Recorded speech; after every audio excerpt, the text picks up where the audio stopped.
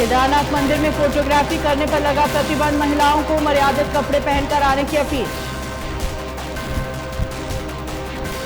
शिव भक्तों ने जल अभिषेक कर मांगी मनौती, शिवालयों में उमड़ी श्रद्धालुओं की भीड़।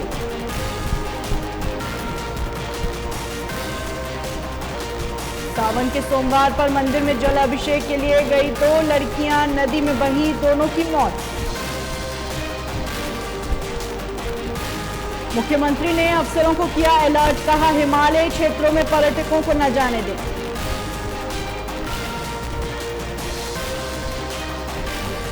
हरिद्वार में जलमग्न हुई सड़कें, हाईवे पर वाहन खड़े होने से लगा जाम, पर्यटक परेशान।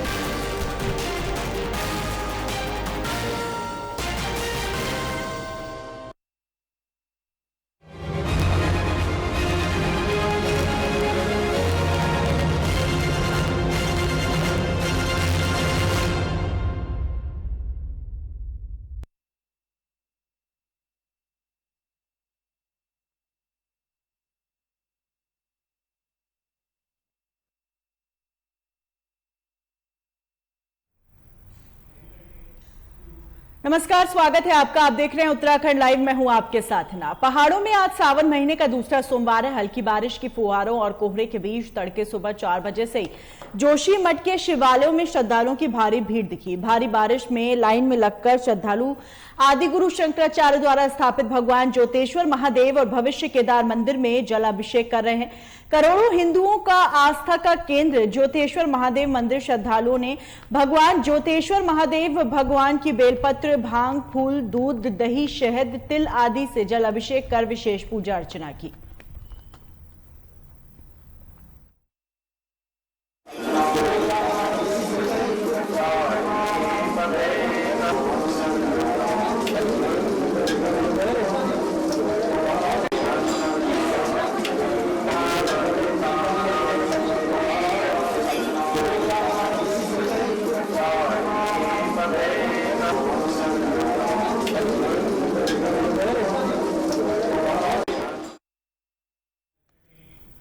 आज सोमवती अमावस्या स्नान पर्व है, जिसकी वजह से सुबह से श्रद्धालु हर की पौड़ी पर गंगा स्नान कर रहे हैं। आज सोमवती अमावस्या के साथ हरियाली अमावस्या का दुर्लभ संयोग बन रहा है। शास्त्रों के अनुसार हरियाली अमावस्या को दिन किसान खेती में उपयोग होने वाले उपकरणों की पूजा कर भगवान से अच्छी फसल होने की कामना करते हैं। सोमवती अमावस्या के दिन शिव मंदिरों व घरों में पार्थिव शिवलिंग की पूजा अर्चना व मंदिरों में जलाभिषेक, रुद्राभिषेक करने से शिव प्रसन्न होते हैं। सोमवती अमावस्या स्नान पर्व को लेकर पूरा मेला क्षेत्र सुपर जोन 22 जोन 93 सेक्टर में बांटा गया है। सुरक्षा के कड़े इंतजाम किए गए हैं। संपूर्ण मेला क्षेत्र में 333 सीसीटीवी लगाए गए हैं।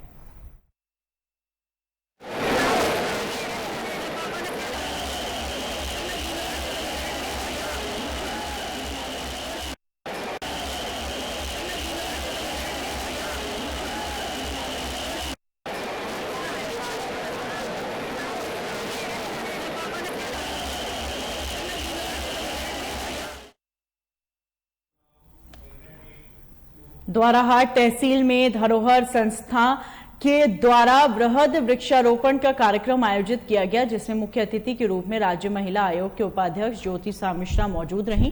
धरोहर संस्था के जिला संयोजक संजय मठवाल ने कार्यक्रम का शुभारंभ करते हुए वन विभाग के रेंज अधिकारी मदन लाल टमटा, वन संरक्षण विभाग के रेंजर नीतीश तिवारी के साथ तहसील की तहसीलदार लीना चंद्रा मौजूद रहीं, जिसमें बांज, तेज, देवदार, चौड़ी पत्ती, चारा पत्ता, आंवला, तेजपत्ता आदि के वृक्ष लगाए गए। वृक्षारोपण के बाद नगर पंचायत सभागार द्वाराहाट में गोष्ठी का आयोजन किया गया, जिसमें सामाजिक कार्यकर्ता, सामाजिक चिंतकों को शॉल उड़ाकर सम्मानित किया गया।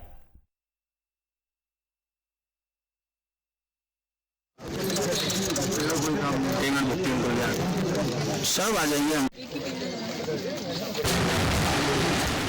सबसे पहले तो मैं आप सभी को उपस्थित और पूरे प्रदेश की जनता को हरेला पर्व की बधाई देती हूँ। और सिर्फ हरेला पर्व ही नहीं, हमारे लिए अपनी पृथ्वी को संरक्षित करने के लिए वृक्ष लगाना बहुत जरूरी है। यह एक सांकेतिक वृक्षारोपण के रूप में हम लोग मनाते हैं। और मैं आप सब लोगों से भी अपील करती हूँ कि हमें वृक्षों का संरक्षण करना है, उनकी अधिक से अधिक संख्या में लगाना है, क्योंकि हम हम लोग सिर्फ सरकार या डिपार्टमेंट के भरोसे रह करके अगर ये काम करेंगे तो वो संभव नहीं है।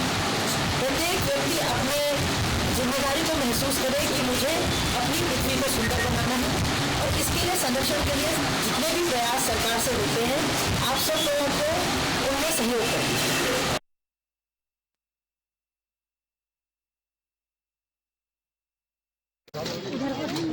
यार ये पेड़ किसने लगाया इसको? कोई काम नहीं, सब आ जाइए हम।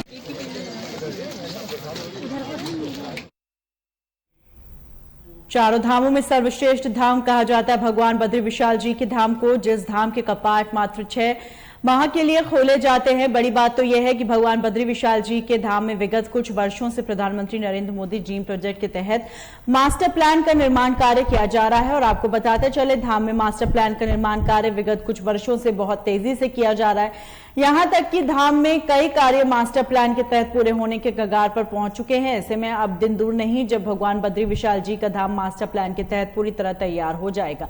नारायण धाम को बहुत बेहद खूबसूरत तरीके से बनाने का कार्य लगातार जारी है और सड़कों को भी चमकाया जा रहा है।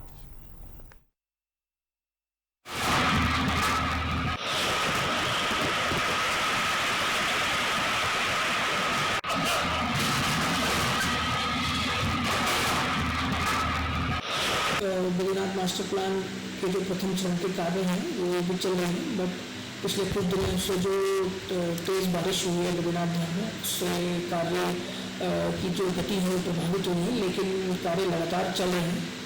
और बारिश के बावजूद जो हमारी PIU की टीम है, कॉन्ट्रैक्टर हैं, ये सब लोग अग्रसर होकर काम कर रहे हैं। और उसका ऑब्जेक्टिव यही है कि जिस तय समय सीमा है उसमें हम कार्य पूर्ण कर सकें।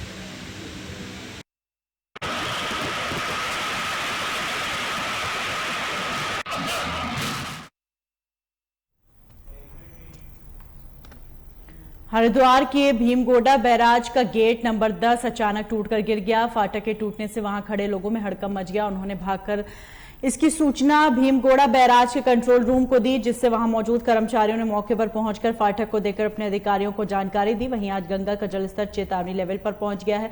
श्रीनगर बांध से पानी छोड़े जाने के चलते गंगा का जलस्तर 292.95 मीटर पर पहुंच गया। 293 मीटर चेतावनी का लेवल है, जबकि खतरे का निशान 294 मीटर है। फाटक टूटने की सूचना मिलते ही सिंचाई विभाग के अधिकारियों में हड़कंप मच गया और तत्काल अधिकारी मौके पर पहुंच गए। उन्होंने मौके का मुआयना किया। हालांकि अभी तक अधिकारी यह कहने की स्थिति में नहीं है कि क्या हुआ है, मगर अधिकारियों का कहना है रस्सा टूटा है जिसकी वजह से फाटक टूटकर गिर गया, लेकिन यह पानी की वजह से नहीं टूटा है।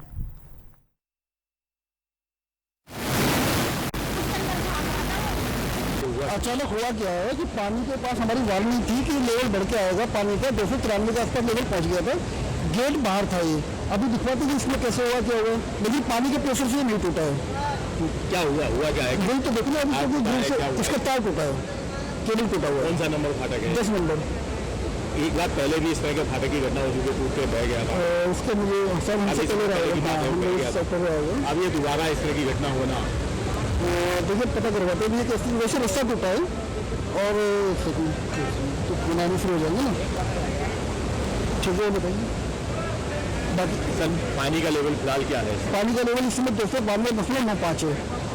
वार्निंग लेवल के आसपास है, खतरे के लेवल से 1 मीटर नीचे है। वजह क्या है? पानी क्यों बढ़ा है अचानक से? पानी वहाँ से श्रीनगर से पानी छोड़ा गया है 1 लाख क्यूसेक, इसी वजह से पानी अचानक बढ़ा। इसी वजह से पानी बढ़ा हुआ। नीचे किस तरह से प्रभाव होगा? नीचे वैसे प्रशासन अलर्ट है और इतना पानी हमने परसों पास कराया है, कोई खतरे की बात नहीं है।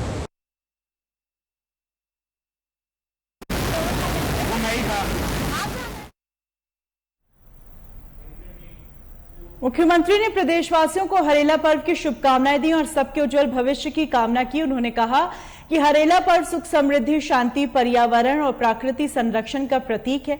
यह पर्व सामाजिक सद्भाव का पर्व एवं ऋतु परिवर्तन का भी सूचक है। यह दिवस प्रकृति व मानव के सह अस्तित्व को स्मरण करने व प्रकृति संरक्षण के हमारे प्रण को पुनः दोहराने का दिन है।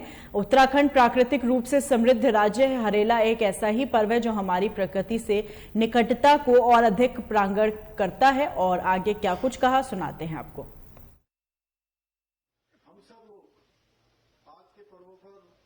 भगवान महादेव का एक तरह से उनको प्रसन्न करने का, उनसे वरदान पाने का ये पर्व हम सब लोगों के लिए जीवन में नित नई नई ऊंचाइयों को हम सबको देता रहे, ऊंचाइयां प्रदान करते रहे। भाई बहनों, सुख समृद्धि शांति और पर्यावरण और प्रकृति संरक्षण का ये प्रतीक है। आज के दिन जहां हम सब लोग पौधों का रोपण करते हैं और अलग अलग तरीके से हम पर्यावरण के संरक्षण का संकल्प भी लेते हैं।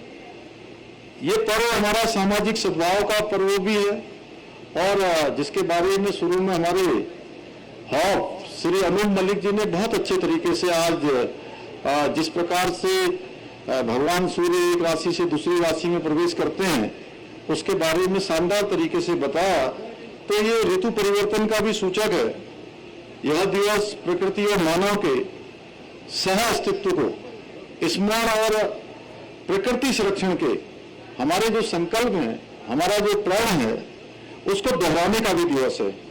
भाइयों बहनों, ये प्रदेश हमारा कुदरती रूप से, प्राकृतिक रूप से अति समृद्ध है। हमारे यहाँ पर जहां भी नजर जाती है, जहां ये 71% कितना 71% ही है ना, कभी हम 72 भी बोलते हैं,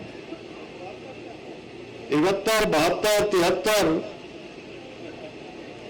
यह बढ़ता ही जाएगा क्योंकि आप लोगों ने, भारत सरकार ने ऐसे ऐसे हमारे लिए बना रखे हैं कि हमको हमेशा दुगना जो है उनको कंपनसेशन के रूप में देना पड़ता है। इसलिए इसमें कोई बड़ी बात नहीं है। वैसे हम लोगों ने बड़ा अनुरोध किया है कि आने वाले सालों में हमको इस पर जो है थोड़ा रिबेट कर दिया जाए, हमको छोड़ दिया जाए। अगर छोड़ दिया जाएगा तो अच्छा है, नहीं तो हम आज 71% कह रहे हैं और कुछ सालों बाद हम कहेंगे 75%। तो ये प्रकृति द्वारा प्रदत्त जो 71% वनों से आच्छादित है, नदियों से आवास पैदा करने का काम करेंगे। और भारत की जो तमाम संस्थाएं हैं वो आज इस क्षेत्र में काम कर रही हैं। जल अभियान में उन्होंने अनेक महत्वपूर्ण भूमिकाएं निभाई हैं और बीते दशकों में हमारे यहाँ पर एक नकारात्मक जो सोच बन गई थी कि हम जल संरक्षण और पर्यावरण जैसे जो विषय थे ये बहुत मुश्किल लगते थे, बहुत कठिन लगते थे। लेकिन अगर नेतृत्व अच्छा हो तो आज देखिए जिस बात को हमारे ऋषि मुनि, हमारे पूर्वज करते थे, वो बात आज हम नहीं कर रहे हैं। और कोरोना महामारी ने दिखा दिया कि हमारी जो बात है, इस धरा की बात है, उसको आज पूरी दुनिया आत्मसात कर रही है।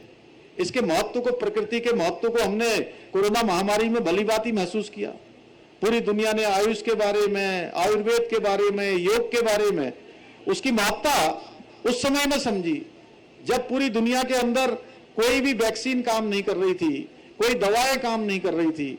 ऐसे समय में जब सारे जो हमारे जो आधुनिक बनाए हुए चीजें थी वो सारी की सारी फेल हो गई, उस समय में प्रकृति का संरक्षण ये हमारे लिए कितना महत्व का होता है ये हमारी भली भांति समझ में आया।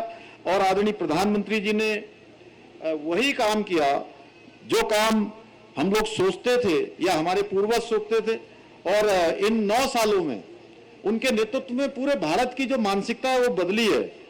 इसलिए हमको इस क्षेत्र में अपनी भागीदारी देनी है और हम जितना ज्यादा प्रयास करेंगे उतना ही ज्यादा हम अपना योगदान दे पाएंगे। और प्रधानमंत्री मोदी जी ने जिस प्रकार से आज दुनिया के सामने वन हेल्थ वन अर्थ इस प्रकार की जो थीम दी और साथ में वसुधैव कुटुंबकम की जो थीम है आज पूरी दुनिया उसको आत्मसात कर रही है। पहले हम लोग कहते थे कि जो है लोग केवल अपनी चिंता करते थे। आज भारत की सरकार ने आदरणीय प्रधानमंत्री मोदी जी के नेतृत्व में पूरी दुनिया को यह एहसास कराने का काम किया है कि ये भारत की जो धरा है, ये भूमि, ये केवल अपने बारे में नहीं सोचती है, किसी दूसरे के नुकसान से अपना फायदा नहीं सोचती है, बल्कि समूचे विश्व के कल्याण की बात करती है। इसीलिए कहा गया, हमारे शास्त्रों में भी कहा गया है कि अयम निजम परोवेति गणना लघु चेतसाम उदार चरित्रा नाम वसुधैवम तु कुटुंबकम, यानी कि ये छोटा है, ये तेरा है, ये मेरा है, ऐसी सोच की बात वो छोटे चित्त वाले लोग, छोटे मन के लोग करते हैं, जिनका उदार चरित्र होता है, उनके लिए सारा संसार एक घर होता है। और हमारे ऋषि मुनि, हमारे शास्त्र, हमारे पुराण हमारे अंदर ये संस्कार देकर गए हैं, ये संस्कृति हमारी चलती आई है। उसी प्रकार से प्रकृति के संरक्षण का भी है। मैं आज आप सबसे यही अनुरोध करता हूं कि आज जिस प्रकार से सर्कुलर इकोनॉमी की बात माननीय प्रधानमंत्री जी ने इस पर काफी जोर दिया है, पूरा इकोसिस्टम, और जब ट्रीटेड जल को पुनः उपयोग किया जाता है, आप देखते होंगे पहले पानी आता था, खराब हो जाता था, फिर चला जाता था, और ताजे जल को जिस प्रकार से संरक्षण देने का काम, जिस प्रकार से पुनर्जीवन का काम और अमृत सरोवर बनाने का काम, इकोसिस्टम को इससे बहुत लाभ हुआ है। और विकास जरूर होना चाहिए। विकास की, चूंकि विकास भी हमारे लिए जरूरी है, विकास नहीं होगा तो चूंकि इस जब ज्ञान विज्ञान तेजी से आगे बढ़ा है, विज्ञान आगे बढ़ा है, साइंस एंड टेक्नोलॉजी आगे बढ़ी है, तो ऐसे समय में हमको इकोनॉमी और इकोलॉजी दोनों के बीच में एक संतुलन पैदा करते हुए, दोनों के बीच में एक बैलेंस बनाते हुए हम आगे बढ़ेंगे। और भाइयों बहनों, राज्य की जो हमारी गैर हिम नदियां हैं, जैसे सोंग है, रिस्पना है, बिंदाल है आदि का जो आपने देखा होगा, उनका जो ग्रीष्मकालीन प्रभाव है, यानी कि जब गर्मियों के दिनों में तो बिल्कुल ही सूखी जाती हैं, अब बहुत कम हो गया है, तेजी से घट रहा है। और भी कई नदियां हैं, जैसे हमारे उधर कोसी है, ऐसे तमाम नदियां जो पहले 12 महीने लगातार बहती थी, धीरे धीरे कम हो रही हैं। और इसका प्रमुख कारण जो है जलवायु परिवर्तन है। इस कारण से हमें भूजल जो भंडारण है वो काफी कम हो गया है। मैं अभी आते समय उमेश भाई से पूछ रहा था कि आपके इस क्षेत्र में पानी कितने फुट पर निकलता है। एक समय था, मैं बताऊं कि मैंने बचपन में तराई में, सिन्हा जी आप भी वहां रहे हो, आप तो रहे ही हो, हमारे हौफ साहब तो शुरुआती इनकी नौकरी वहीं से शुरू हुई है, हल्द्वानी से। तो तराई में ये जो उधम सिंह नगर वाला क्षेत्र था, 4-5 फुट जो है गड्ढा खोदा जाता था और पानी निकलना प्रारंभ हो जाता था 4-5 फुट में। और आज ऐसा हो गया है कि 150 फुट 200 फुट में भी अच्छा पानी नहीं मिल पाता है। मैं रास्ते में, मैंने जिज्ञासावश वैसे ही आज मैंने उमेश भाई से पूछा कि यहाँ का अच्छा पानी कितने में निकलता है, तो ये कह रहे थे अच्छा पानी 350 से ज्यादा में ही निकलता है, 350 से कम में नहीं निकलता है। और कई जगह पर 350 फुट में भी जो है, जो ग्रीष्मकालीन आज का जो समय है, ऐसे समय में वो भी सूख जाता है। उत्तराखंड की जो हमारी गैर हिम नदियां हैं, जिसमें ग्रीष्मकालीन जल प्रवाह अगर हम देखें तो पिछले 30 वर्षों में 70 से 75% उसमें कमी आ गई है। ये हमको चिंतन करने का विषय है, सोचने का विषय है, या हम इसको सुनिश्चित तरीके से और युद्ध स्तर पर अभी से इसके पुनर्जीवन के अगर कारगर उपाय नहीं करेंगे तो आने वाले अगले 2-3 दशकों में ये जो है केवल मौसमी नदियां रह जाएंगी। यानी कि बरसात के दिनों में तो हमको नदी के स्वरूप में दिखाई देंगी, लेकिन अन्य समय में पूरी तरह से अपना जो है स्वरूप वो बदल देंगी। उत्तराखंड में अगर अगले पेयजल सेक्टर में जल की आवश्यकता की अगर हम गणना करते हैं तो वर्ष 2052 तक संभावित जल की जो मांग है लगभग 1980 MLD आकी गई है, जो कि लगभग 23 क्यूमेक है, 23 क्यूमेक है। और पूरे उत्तराखंड राज्य में अभी जो मांग के सापेक्ष सतही स्रोत पर आधारित मांग 70% है, 70% ही है अभी, जो कि लगभग 1400 MLD है। तो आप स्वयं अंदाजा लगा सकते हैं कि जो हमको जरूरत है और जो हमारे पास उपलब्ध है, हमको किस प्रकार से इसका नियोजन करना है। वर्तमान में कई विभागों द्वारा spring shed, source rejuvenation, catchment area, source sustainability, चाल खाल, चेक डैम, कंटूर टंच आदि के कार्य कराए जा रहे हैं और जिसके बहुत अच्छे परिणाम भी आ रहे हैं। आज मैं ये बात इसलिए यहाँ पर बहुत विस्तार से कह रहा हूँ कि चूंकि पूरे प्रदेश के लोग आज इस कार्यक्रम से जुड़े हैं, कहीं ना कहीं वन विभाग हमारा जो है इसमें लीड लेकर आगे की चीजों को आगे बढ़ाने का काम कर सकता है। पूरे प्रदेश में मॉडल प्लान बनाकर इसको तैयार कर काम किए जाने की भी आवश्यकता है।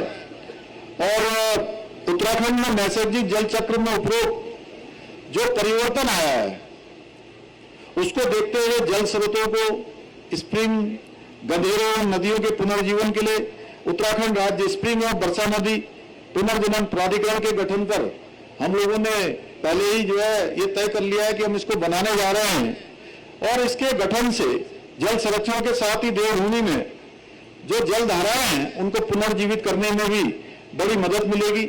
इसके साथ साथ शहरीकरण भी तेजी से बढ़ रहा है और जब शहरीकरण की रफ्तार ऐसी हो तो हमें पानी के विषय में बहुत गंभीरता से सोचना चाहिए। कई बार लोग सोचते हैं कि अभी तो यहां तो कमी हुई नहीं है, अभी यहां तो पानी आ रहा है तो हमें क्या फर्क पड़ने वाला है। ये तय मानिए कि अगर उत्तराखंड में कहीं पर भी अगर आपदा आती है, कहीं परेशानी आती है, कोई किसी प्रकार का संकट आता है तो दिल्ली वाले ये न सोचें कि आज उनके यहां कुछ नहीं हो रहा है। अगर यहां कुछ हो रहा है या कहीं भी धरा में कुछ घटित हो रहा है तो उसका प्रभाव एक न एक दिन हमारे ऊपर भी जरूर आने वाला है। इंडस्ट्री और खेती दो ऐसे सेक्टर हैं जिसमें पानी की आवश्यकता सबसे अधिक होती है और इन दोनों सेक्टरों को मिलकर जल सेक्टर, जल संरक्षण का जो अभियान है चलाना होगा। और इसके लिए हमारे पात्रों जी यहां पर बैठे हैं तो मैं इनसे भी कहूंगा कि जो इंडस्ट्री के लोग हैं उनको भी इस क्षेत्र में आगे लाने की आवश्यकता है। पटनायक जी, हाँ पटनायक जी, इस क्षेत्र में जो है लोगों को आगे लाने की आवश्यकता है और हमारे स्वच्छ भारत अभियान से जुड़े लोग, जनता में भी चेतना आएगी और जागरूकता आएगी। सरकार ने संसाधन जुटाए, वाटर ट्रीटमेंट प्लांट और शौचालय निर्माण जैसे अनेकों कार्य अभी किए हैं, लेकिन इस अभियान की सफलता तभी सुनिश्चित हुई जब लोगों ने इसके बारे में सोचना प्रारंभ किया और आदरणीय प्रधानमंत्री जी ने स्वयं स्वच्छ भारत अभियान के लिए सड़कों पर आकर इसका एक जन जागरण का जब अभियान चलाया, यही सोच हमें जल संरक्षण के क्षेत्र में प्रकृति संरक्षण के रूप में भी आगे बढ़ानी होगी। आदरणीय प्रधानमंत्री जी के नेतृत्व में पिछले 9 सालों से जो भी प्रमुख विकास की योजनाएं संचालित हुई हैं उन सभी में आपने देखा होगा कि जो हमारे पूर्वज, हमारे ऋषि मुनि, हमारी इस धरा की जो सोच है उस सोच के साथ साथ पर्यावरण संरक्षण के साथ जल संरक्षण का भी उन्होंने अपने हर कार्यक्रम में लोगों से आग्रह किया है, चाहे वो स्वच्छ भारत मिशन हो या बेस्ट टू हेल्थ से जुड़े हुए कार्यक्रम हो या अमृत मिशन के कार्यक्रम हो, आधुनिक सीवरेज ट्रीटमेंट प्लांट्स हो या सिंगल यूज प्लास्टिक से मुक्ति का अभियान हो, नमामि गंगे अभियान हो। पर्यावरण रक्षा और जल संरक्षण के क्षेत्र में हमारे देश के जो प्रयास हैं इन सालों में बहुआयामी रूप से हुए हैं और इस पर आदरणीय प्रधानमंत्री जी द्वारा जो अमृत सरोवर की जो बात हुई है वह निश्चित रूप से कहीं ना कहीं जो भूगर्भ का जल कम हो रहा है उसमें भी बहुत बड़ा योगदान उसका होने वाला है। अमृत सरोवर योजना में हमारे 75 अमृत सरोवर बनाए जाने थे और पूरे प्रदेश के अंदर 975 का जो लक्ष्य था उस लक्ष्य के सापेक्ष हमारे प्रदेश के अंदर अभी तक 1092 अमृत सरोवर बनाए जा चुके हैं। मैं सबको बधाई देना चाहता हूं कि उन्होंने इस पर बहुत अच्छा काम किया है। देश में जलाशयों के पुनर्निर्माण के लिए आदरणीय प्रधानमंत्री द्वारा लागू जो देश के अंदर ये योजना की है पुनरुद्धार की, उसमें भी उत्तराखंड का स्थान तीसरे स्थान पर आया है। इसी प्रकार हम कार्य करते रहेंगे तो भविष्य में हम इस योजना में पहला स्थान देश के अंदर प्राप्त कर सकते हैं। भाइयों बहनों, उत्तराखंड को श्रेष्ठ राज्य बनाने के लिए आज हम हर क्षेत्र में एक मॉडल के रूप में हम उत्तराखंड को बना सकते हैं। तो ये भी क्षेत्र ऐसा क्षेत्र है कि हम पूरे भारत को, पूरी दुनिया को एक संदेश दे सकते हैं कि हमने प्रकृति संरक्षण के क्षेत्र में इतना काम किया है और हमारा जो इसको लेकर संकल्प जो नया उत्तराखंड का है और संकल्प जो हमारा विकल्प रहित है उसको लेकर हम आगे बढ़ रहे हैं। मुझे पूरा विश्वास है कि इस संकल्प को पूरा करने के लिए हमें आप सभी का सहयोग और समर्थन हमेशा की तरह प्राप्त होता रहेगा। हमारे सभी जो विभाग है, वन विभाग, उसमें लीड लेकर सबको उस दिशा में चलने के लिए प्रेरित करेगा। मैं आज आप सबको एक बार फिर से हरेला पर्व की बहुत शुभकामनाएं देते हुए और अगले पूरे महीने भर जो हमारा ये अभियान चलता है, यह अभियान आज की भांति आज से शुरू होकर लगातार पूरे इस सावन माह में चलता रहेगा। आप सबको बहुत शुभकामनाएं देते हुए मैं अपनी वाणी को विराम देता हूं। बहुत बहुत धन्यवाद।